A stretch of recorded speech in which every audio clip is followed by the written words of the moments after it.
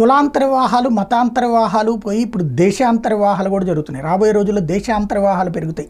ఈ అంశానికి సంబంధించి స్లేట్ సంస్థ వ్యవస్థాపకుడు అమర్నాథ్ వాసిరెడ్డి గారికి సంబంధించిన ఒక కథనం చూద్దాం. రత్నమాణిక్యాలు, రండి బాబు రండి, మా దేశానికి రండి, ఉద్యోగం, మంచి ఆదాయం, వస్తువులు, రండి దయచేయండి, ఇలా ప్రపంచ దేశాలు అందరినీ ఆహ్వానించే రోజులు త్వరలో వస్తాయి. ఇప్పుడు అమెరికా, కెనడా, ఆస్ట్రేలియా, యూకే లాంటి దేశాలకు వెళ్ళాలంటే ఎన్నో నిబంధనలు, మెరుగైన జీవనం కోసం ప్రాణానికి తెగించి సరిహద్దు దాటే వాళ్ళు కూడా ఉన్నారు. ఈ పరిస్థితి మరికొన్ని ఏళ్లలో తలకిందులై అనేక దేశాలు పాస్పోర్ట్ వీసా నిబంధనలు ఎత్తేసి నేర చేరుతున్న వాళ్ళు, టెర్రరిస్టులు మొదలైన వాళ్ళని మినహాయించి ఇతర దేశ ప్రజలను తమ దేశానికి వచ్చి స్థిర నివాసం ఏర్పరచుకోమని ఆహ్వానించనున్నాయా? దక్షిణ కొరియా 8 మంది గ్రాండ్ పేరెంట్స్కి ఒక్కరే గ్రాండ్ చైల్డ్, అంటే ఆ దేశ జనాభా అంత దారుణంగా పడిపోయింది. జపాన్లో 50 ఏళ్ల క్రితం సంవత్సరానికి 20 లక్షల జనాలు, ఇప్పుడు అది 8 లక్షలకు పడిపోయింది. జనాల రేటు 2.1 ఉండాలి, అంటే ఒక జంటకి 2.1 బిడ్డ, అంటే 20 జంటలకు 21 మంది పిల్లలు. జనాల రేటు 1 కంటే తక్కువ ఉంటే జనాభా తగ్గిపోవడం మొదలవుతుంది. దీనివల్ల సమాజంలో వృద్ధుల సంఖ్య పెరిగి పనిచేసే వాళ్ళ సంఖ్య తగ్గిపోతుంది. ఆర్థిక వ్యవస్థ కుచించుకుపోయి అనేక సమస్యలు వస్తాయి. ఇప్పుడు స్పెయిన్లో జనాల రేటు కేవలం 0.03, పోర్చుగల్ 0.29, దక్షిణ కొరియా 0.23, జపాన్ 0.41. ఇవి కాకుండా అనేక దేశాలు ఉన్నాయి. వీటి జనాభా తగ్గిపోవడం మొదలైంది. ఆ మాటకు వస్తే అమెరికా 0.35, ఇంగ్లాండ్ 0.62. అమెరికాకి ఏటా 10 లక్షల మంది వలస వస్తున్నారు, ఇంగ్లాండ్కి 6 లక్షలు. అంటే పుట్టేవారి సంఖ్య తగ్గిన వలసల ద్వారా అవి తమ జనాభాని కాపాడుకుంటున్నాయి. ఇండియా సంగతి ఎవరు రాసినట్టు చెప్పినట్టు లేరు, నమ్మండి నమ్మకపోండి. మన దేశ జనాభా పెరుగుదల 1950 నుంచి 2000 వరకు సగటున 2.25. తొలిసారిగా అది 2000 సంవత్సరం తర్వాత 2 కంటే తక్కువ పడిపోతుంది. 2000 సంవత్సరం 1.96, 2010కి 1.49, 2015కి 1.32. ఇక 2020 కరోనా కాలం నుంచి అది 1 కంటే కిందకు పడిపోయింది. ఇప్పుడు అది కేవలం 0.89. జనాభా తగ్గిపోవాలి కదా, లెక్క అంత ఈజీ కాదు. గతంలో బాగా సంపాదించుంటే కొన్నాళ్ళు కూర్చుని తిన్నా పర్వాలేదు కదా, ఇక్కడ అంతే. గతంలో జనాభా బాగా పెరిగింది.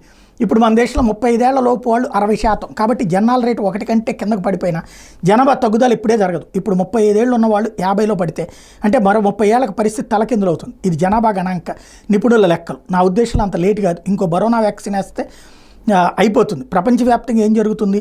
పెళ్ళిళ్ళు చేసుకోవడానికి యువత ఇష్టపడడం లేదు. డేటింగ్, లివిన్ అంటూ ఫ్రీ సెక్స్ కోసం అర్రులు చేస్తుంది.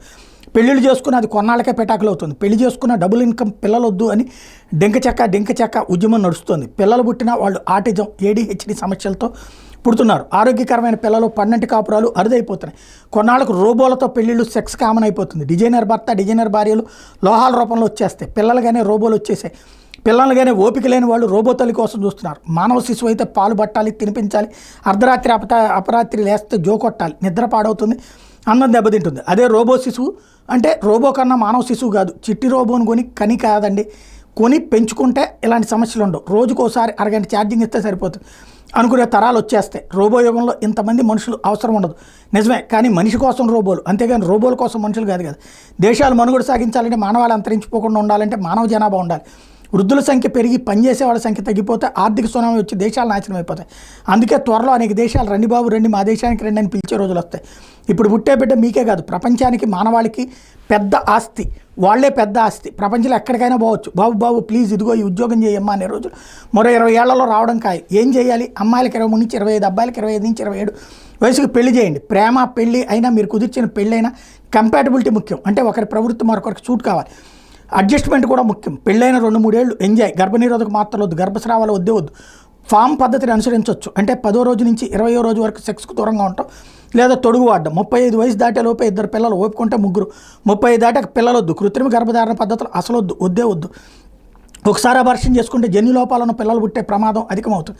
కాబట్టి చెడు తిరుగుళ్ళు, అబార్షన్లు కాకుండా చూసుకోండి. కేవలం అమ్మాయిలకే కాదు, అమ్మాయిలు బిడ్డలు పుట్టాక వాళ్ళ ఇష్టం. దానికి ముందు మద్యం, స్మోకింగ్, గంజాయి లాంటి వాటి జోలికి వెళ్ళొద్దు. రాబోయే రోజుల్లో ఏకలింగ వివాహాలు, వాటిని సమర్థించే వీరమేధావులు అధికమవుతారు.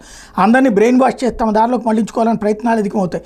వాళ్ళ హక్కులు బాగానే ఉన్నాయి, కానీ బ్రెయిన్ వాష్ ఆమోదయోగ్యం కాదు, కాకూడదు. ఏకలింగ వివాహాలకు బిడ్డలు పుట్టరు కదా. గర్భం ధరించినప్పుడు స్త్రీ మానసిక ఆరోగ్యం చాలా కీలకం. ఎలాంటి మానసిక ఒత్తిళ్లకు గురి కాకూడదు. భార్యాభర్తల మధ్య కొట్లాట్లు, వృత్తిపరమైన తీవ్ర ఒత్తిళ్లు కూడదు. సహజ ప్రసవం కావాలి. ప్రైవేట్ ఆసుపత్రులు వాళ్ళ టార్గెట్ బిల్లింగ్ కోసం కోసి కుట్టేస్తారు. మరో దారి లేని పరిస్థితుల్లోనే ఆపరేషన్. సిజేరియన్ ద్వారా పుట్టే పిల్లలు ఇమ్యూనిటీ బలహీనమని గ్రహించండి. చనుపాలు, అటుపైన సహజాహారం, పళ్ళు, కూరగాయలు, రాగులు, జొన్నలు, ఆచారాన్ని బట్టి గుడ్డు, పన్నీర్, ఇలా. మీరు చిన్నప్పుడు 8 వ్యాక్సిన్లు వేసుకుని ఉంటారు.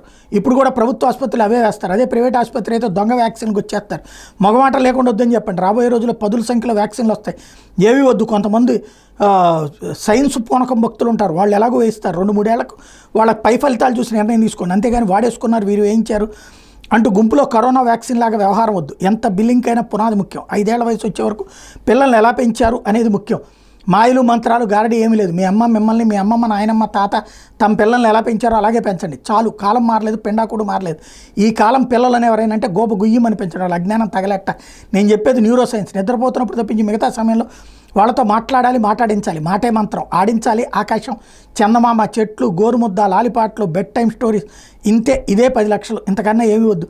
మొబైల్ ముట్టుకొనే వద్దు, కథలు చెప్పండి, స్క్రీన్పై చూపకండి, 3 ఏళ్ల దాకా టీవీ చూడనే వద్దు, అటుపై చూసిన రోజుకి అరగంట, అది మంచి కార్యక్రమాలు మాత్రమే.